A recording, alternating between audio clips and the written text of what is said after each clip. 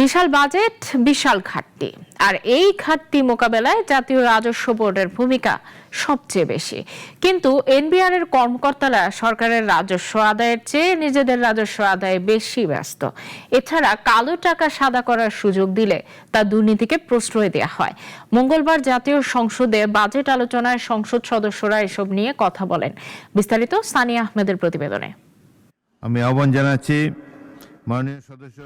2026-27 অর্থ বছরের 9,38,000 কোটি টাকার বাজেটকে কেন্দ্র করে আলোচনা সমালোচনার শেষ নেই। মঙ্গলবার জাতীয় সংসদে বাজেট আলোচনায় চুয়াডাঙ্গা 2 আসনের বিরোধী দলের সংসদ সদস্য বলেন, রাজস্ব আদায়ের লক্ষ্যমাত্রা ধরা হয়েছে 6,95,000 কোটি টাকা। গত বছরও ঘাটতি পূরণ করা হয়নি। পার্শ্ববর্তী দেশের তুলনায় কর জিডিপির হার অত্যন্ত নগণ্য।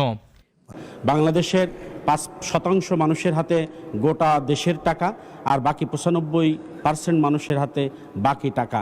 এই বৈষম্যই একটি দেশ ভালোভাবে চলতে পারে না, মাননীয় স্পিকার।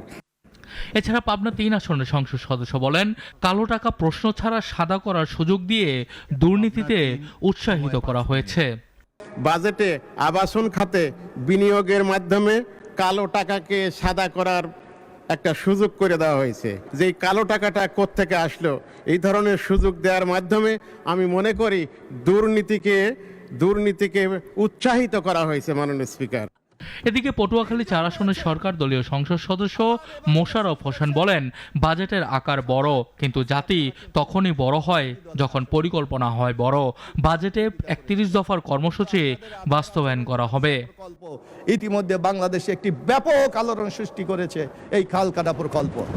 এমনিভাবে প্রত্যেকটি বিষয় আমরা জনগণের কাছে যেটা ওয়াদা করেছি, সেই ওয়াদাগুলি ইতিমধ্যে 3 মাসে আমরা বাস্তবায়ন করে চলেছি। সংরক্ষিত মহিলা আসনের সংসদ সদস্য রেহান আক্তার বলেন, এখনো প্রশাসনগুলোর চেয়ারে আওয়ামী লীগের লোক বসে রয়েছে। এনবিআর এর লোকেরা সরকারের রাজস্ব আদায়ের চেয়ে নিজস্ব রাজস্ব আদায়ে বেশি ব্যস্ত। এখনো প্রশাসনের বিভিন্ন চেয়ারে আওয়ামী লীগের দোসর নয়, আওয়ামী লীগের নেতারা বসে আছে। তারা সরকারকে সহযোগিতা করছে না।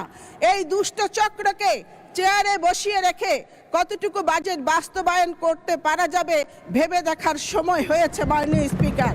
মাননীয় স্পিকার, জাতীয় রাজস্ব বোর্ডের কর্মকর্তারা সরকারের রাজস্ব আদায়ের চেয়ে নিজের রাজস্ব আদায়ে বেশি ব্যস্ত থাকে।